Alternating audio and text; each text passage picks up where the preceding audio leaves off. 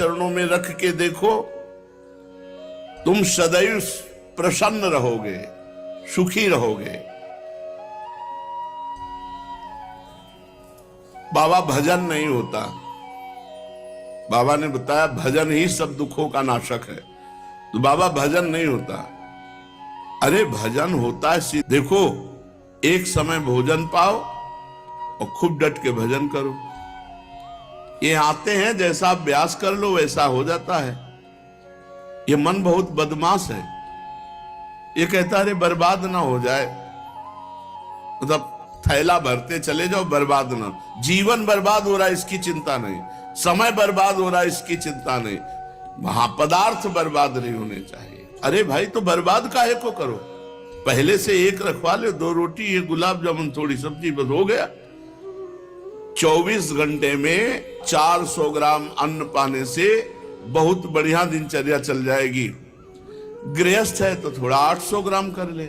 इसलिए बाबा से कहा भजन नहीं होता, तो बोले भजन होता तो सिद्धों का है, साधक को तो भजन करना पड़ता है, और भजन करने के लिए एक समय भोजन पाओ, पर एक समय ऐसा नहीं कि दबा दबा के एक समय तुम पालो, नहीं। अगर ऐसा स्वभाव है तो 2 समय पालो, थोड़ा थोड़ा पाओ। भोजन जहर भी है और अमृत भी है, थोड़ा पाओगे अमृत है, ज्यादा पाओगे भजन के लिए जहर है, नहीं भजन में मन लगेगा, आप देख लेना। और अपनी सेवा किसी से करवाओ मत, भजन पूरा होने के लिए नियम बता रहे, भजन का अभ्यास करो, भोजन एक समय या 2 समय थोड़ा पाओ। भगवत मार्ग में चलने वाले को उचित आहार से नहीं जीवन चलता, भजन से जीवन चलता। भगवत मार्ग का आहार भजन है, रात दिन भजन। और दूसरी बात, अपनी सेवा जब तक शरीर स्वस्थ हो बिल्कुल मत कराओ किसी से। जैसे रसोई में भोजन बनाते हैं साधक, और आप बैठ के भोजन पा लेते हैं, अब आपको ऐसी सेवा करनी चाहिए जिससे रसोई में भोजन बनाने वालों की सेवा बन जाए। आप शौचालय साफ कर दीजिए, आप उनके सामने फ्लोर साफ कर दीजिए, अपनी सेवा नहीं। बहुत सावधानी का ये मार्ग है, किसी का कुछ भी प्रतिग्रह ना लो, आपका तो कोई जिम्मेवारी नहीं। अब इस समय तो श्री जी सब आपका कर रहे हैं, आप किसी की सेवा स्वीकार न करें, वैसे भी किसी से सेवा स्वीकार न करें, अपने शरीर की स्वयं सेवा करें।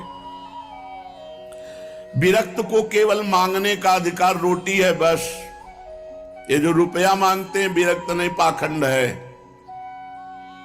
मांगना नहीं है। महलों में रखो चाहे झोपड़ी में बांस दो, ये हरि के ऊपर की बात है। कभी घी घना, कभी मुट्ठी भर चना, कभी वो भी ना बना, कभी दिगंबर, कभी बागंबर, कभी दुशाला ओढ़े, कभी राख में, कभी फुटपाथ में, कभी महलों में, ये साधु का जीवन रहा है। भगवान दत्तात्रेय जी से पूछा कि आप कर्म तो करते नहीं हैं, और कर्म के बिना अर्थ नहीं मिलता, अर्थ के बिना विषय भोग नहीं, विषय भोग के बिना शरीर पुष्ट नहीं। आपका बहुत बलवान शरीर दिखाई दे रहा है, इसका मतलब आप विषय सेवन करते हैं, अच्छे अच्छे पदार्थ पाते होंगे। पूछा तो उन्होंने कहा कि ये जो शरीर पुष्ट है ये प्रसन्नता से पुष्ट है, भगवत प्रसन्नता से। हर समय प्रसन्न रहना। देखो आप अभी खिल जाओगे, लेकिन चाहे जितना करोड़पति हो, वो चिंता में ही अरबों के रुपया में लगा हुआ है। 100 रुपया वाला 1000 रुपये का चिंतन, 1000 रुपये वाला 10,000 का, 10,000 वाला लाख का, करोड़ करोड़ अरब, बस चिंतन में सुख आ जा रहा है। भगवत चिंतन नहीं, भोगों का चिंतन, रुपये का चिंतन, नाना प्रकार के विषय पदार्थों का चिंतन। इसलिए विरक्त को केवल मांगने का अधिकार है रोटी बस। भगवान आदि गुरु शंकराचार्य जी ने कहा, भिक्षान्नम औषधम क्षुध व्याधि चिकित्सताम, क्षुधा रूपी व्याधि की चिकित्सा करो भिक्षा रूपी अन्न से, और सदगृहस्थ अपनी कमाई का खाओ। ये नहीं कि यहां हलवा बट रहा है हाथ फैला दिए, नहीं, क्यों, हम क्यों दूसरे का पाएंगे, नहीं पाएंगे। हम मेहनत किया है, अगर वो हलवा पाते हैं तो 5 रुपया उसके पास रख देते हैं, वो नहीं लेता है तो हम हलवा नहीं लेते हैं। किसी आश्रम में पाते हैं तो अगर हम कहीं पाए तो कितने का पा जाएंगे, तो 50 रुपया 100 रुपया, तो हम वहां ठाकुर जी के सामने 100 रुपया रख देते हैं। गृहस्थ आदमी कभी दूसरे का अन्न न खाए। विरक्त केवल अन्न मांग सकता है, रुपया पैसा वस्त्र नहीं। उसकी व्यवस्था योगक्षेमम भाव में हम स्वयं श्री भगवान करते हैं। विरक्त को गृहस्थ के घर में शयन करने का अधिकार नहीं।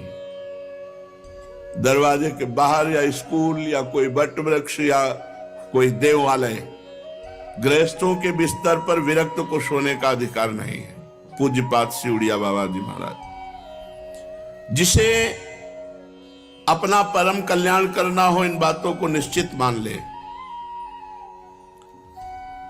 निरंतर नाम जप, आराध्य देव गुरुदेव का ध्यान और अपने आचार्य ग्रंथ का गायन पाठ स्वाध्याय नियम पूर्वक जो चलता है, उसी के हृदय में प्रेम प्रकाश होता है। जब प्रेम प्रकाशित होता है तब नेम नहीं रह जाता। विचारवान पुरुष जब भगवत मार्ग में आगे बढ़ता है तो उसकी निंदा होने लगती है। ध्यान दीजिएगा, उसकी निंदा होती है। उसको सहन करना ही आगे अध्यात्म की ऊंचाई पर चढ़ना है। आप गृहस्थ हैं, भजन करेंगे, आपको 4 लोग उपहास है, देखो ये आगे तिलक लगाए, कंठी बांधे, बड़े भगत बनते हैं, उपहास करेंगे आपका। आपको शांति पूर्वक मुस्कुरा के चल देना है, जो आपकी भक्ति बढ़ेगी। और अगर आपने पलट करके उपहास करने वालों का विरोध किया तो फिर आप अध्यात्म की ऊंचाई पर नहीं चढ़ पाएंगे। विचारवान पुरुष को निंदा और स्तुति दोनों